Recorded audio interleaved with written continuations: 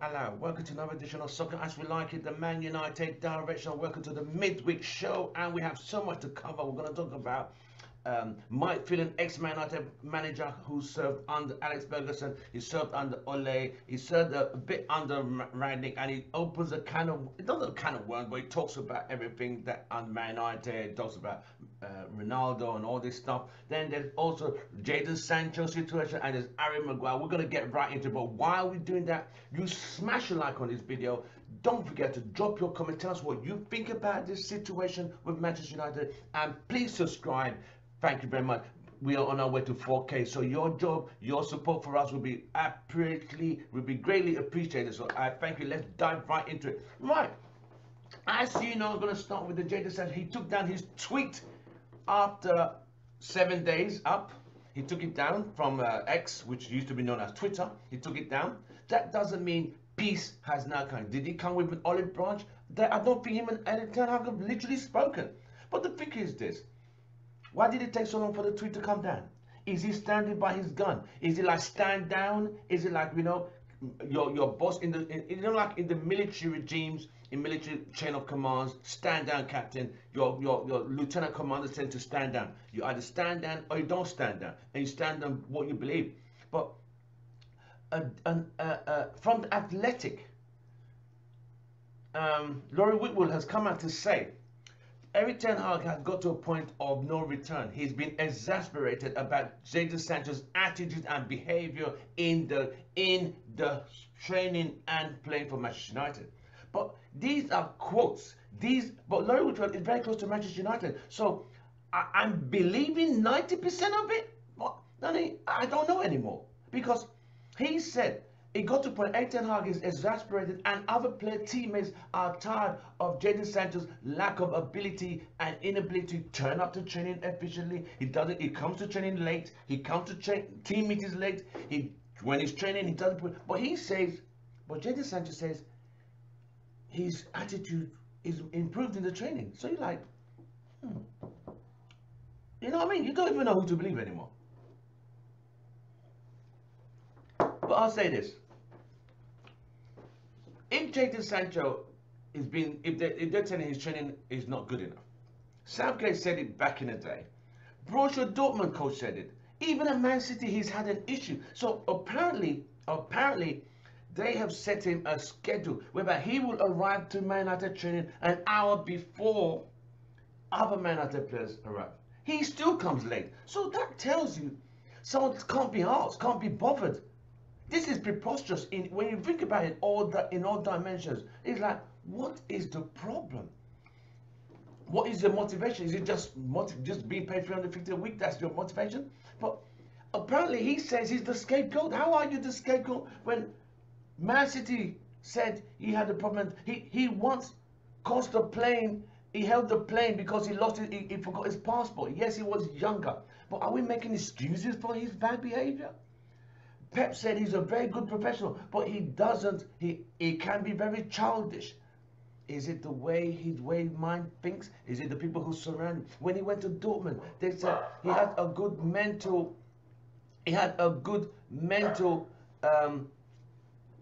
toughness, but sometimes he can be very childish. That is what they said. So if they're saying he could be very childish, they're literally trying to say he needs to grow up.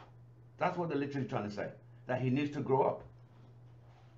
So if they're saying he needs to grow up, it means other teams have started to say the same thing. At Dortmund, he broke COVID protocols. He was told to do certain things. He comes to training late. So it's like a pattern. So it's come to United. Apparently they said they promised him the number 7 shirt. It was given to Cavani, then given to Ronaldo, then he didn't get it. But the numbers are, pardon me about this dog barking, but I will say this. There's no smoke without fire. People just don't make stuff up. There's got to be some reality in a person's behavior. So if you're not good enough, you're not good enough. It's that simple. And if you constantly have a pattern of turning up late and coming to team meetings late, and you're not training, and the managers see that you're not doing enough. They will say it out, but it's not for you to come back and rebuttal it and say blah blah blah on go on social media. Your job is to like deal with it internally or prove to your employers you are better than what they're saying you are. It is simple as that. But that is where we are. Does that mean that it should be resolved? I don't think so. I think this is going to be, they might just heal a rift because there's no Anthony anymore. So I think they're just going to either play him or not play him and wait for next window. Because apparently Man United wanted to sell him in the two windows left open. The Turkish window and the Saudi window. But the money they were asking was kind of not where Man United wanted. United bought him for 75. I'm prepared to sell him for 60. So whatever. It is what it is. So let's move on from Jadon Sancho. We're just gonna have to see how this is all gonna play out. We hope he plays. We hope he can get his head around and get it together. He is very talented, but if you don't have it up there, mentally up there, nothing's gonna work. Ronaldo used to say this. It's the mental thinking, the mental toughness. Yes, we are all wired differently. I understand that, but if you know the demand and requirement for this club is win, win, win, and you're not pulling your weight to make it, and you're just a passenger, you could only hide for so long. There's an African saying, you can't hide the pregnancy because it will show eventually. See what I mean? You can't hide, it will show. So let's move on. Mike Phelan, ex-Manchester United manager, ex-assistant manager, let me correct. Did you guys know Mike Phelan actually played for Man United? He played in the early Fergie days. He played as a right back. He was bought from, I think, Norwich, I think he was. He played as a centre back. He played as a right back from the late 80s to 1990. I think he was part of the team that won the first Champions EPL 92-93 season. He was part of that squad. So he has a league title. He became Fergie's assistant. They won the league title together. They won Champions League together 2008. And he was also part of the team that managed Ronaldo after Kouros. And he has a lot to say.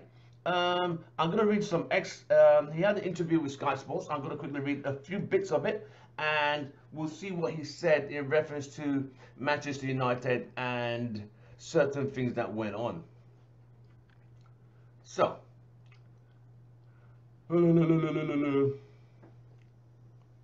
Phelan's two spells at Manchester United was the impact of Ronaldo, with the former assistant revealing that during the Portuguese first four's return to Old Trafford, he lost some players due to the standards he asked in training. So Ronaldo's asked players to raise the level, because when Ronaldo joined United at a young age, he wanted a standard.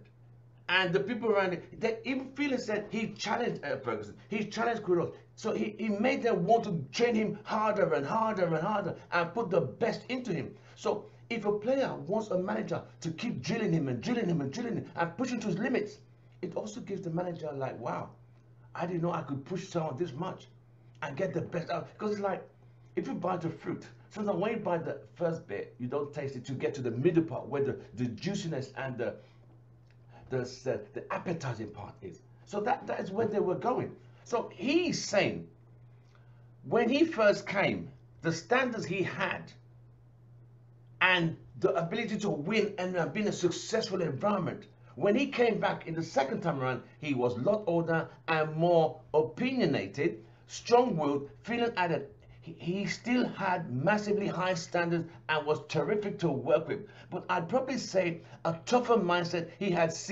been at Madrid. He had been at Portugal's ever-present and had been at Madrid, where he had won trophies galore. So the Man United Ronaldo left, and the Man United he came to are completely it's like night and day. That winning mentality has gone. These days, the Man United he came into were just a players just trying to get by, get paid a paycheck, have a social media platform. You got to remember when Ronaldo played for United 2003, there was no social media. So that also changed. I liked it because he didn't want his standards to drop. He wanted other people's standards to come up. And sometimes you lose a few people along the way when this happens. I remember certain times when he pushed and pushed hard and he didn't get much reaction or response. And there was friction and frustration. When you deal with top people, it's about them and there where they can finish and where they can get to. They want to look back and go, wow, we achieved this, we achieved that. Collectively, we put our all. It's just like when Ronaldo's at Real Madrid, you saw the caliber of winners around him. You know, the Ramoses, the Iscos, the Marcelos, the Casemiros, the Varans of this world. They were winners. They wanted to win. They didn't sit and accept mediocrity. That was the standard he fought. When he comes back to United, he will still have, oh, no, mate. Even we could have told you that, bro. This ain't the same team, bro. Nah, mate. So Phelan goes on to, he's still playing international football. Yes, he's in Saudi, but he's still playing and scoring goals and doing all things we knew he would do at Manchester United. But he has a very good personality, hardworking and challenging. He challenged me as a coach, Carlos Queiroz as a coach, and Sir Alex Ferguson as a manager. But that's a good thing because it takes you to another level. I say no more, mate. I say no more. When you come to, and not everyone likes change. When you go to a new place, say you go, you've been overpaid and underworked, and a new manager comes, he wants you guys to work. You're gonna like, nah, I don't like this manager, blah blah blah. Nah, I'm just good. I want my 9 to 5. I come in at 9 o'clock. Sometimes I come 10 past 9. I leave at 4:45. But this manager makes sure I'm here at 8:55, I'm at my desk, I'm ready for meetings, I'm still at my desk by 5:05. And you're like, damn, this guy's working out hard. But he's bringing more to the table. He wants you to bring, because we all get nonchalant every now and then, become a bit lackadaisical. We all do it. It's human mentality. But when you're in a challenging sports environment, whereby it's win or lose, is a difference. Those guys are paid in a club with this manager. When you have people like him, who used to be the captain man of Roy Keane, their standards were the highest.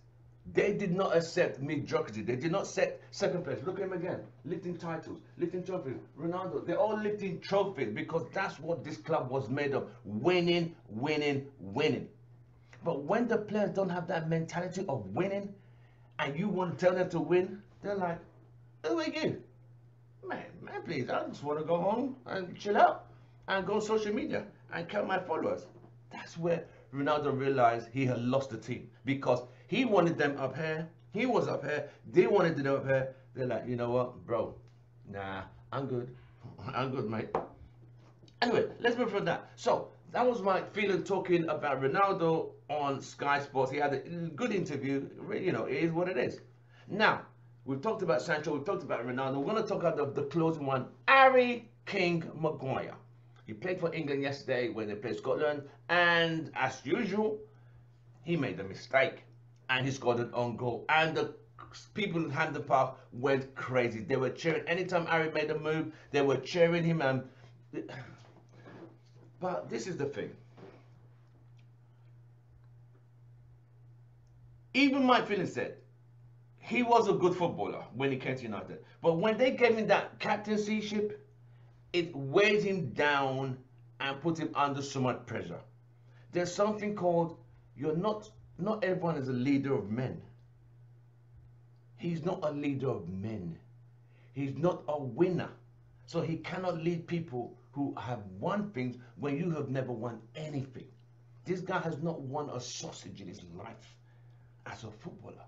So how could you lead people like Ronaldo, Casemiro, Varane? Not possible, mate. Impossible. You can't do it. But if you don't have it, look at the people who led this club. Winners: Roy Keane, Cantona, Steve Bruce, Brian Robson. They had the mental toughness, never say die attitude. But he doesn't have that leadership instilled in him because he's not a leader. But Gareth Southgate, who's also part of the problem, whereby even if you don't play, I will still pick you.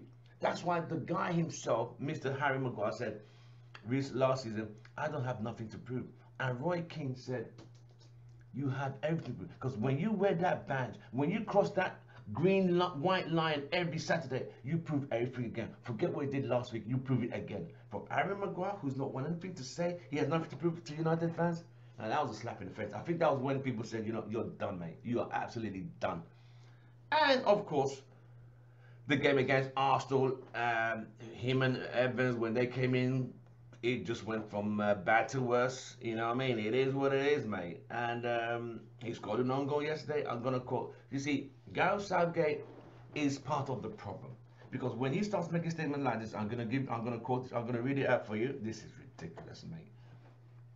This is what Gareth Southgate said about Harry Maguire yesterday, and you guys are gonna laugh because this is absolutely ridiculous. From a Scotland's fan's point of view, I get it, and I have no complaints. Where's it gone now? Hold on, sorry, my screen just changed. Come on. Yeah, from a Scotland's fan's point of view, I get it, and I have absolutely no complaints. But it is a consequence of ridiculous treatment of him for a long period of time. Frankly, quoted from by BBC. So he said he doesn't understand why people are ridiculing Harry. Isn't it obvious, man? Isn't it just that obvious?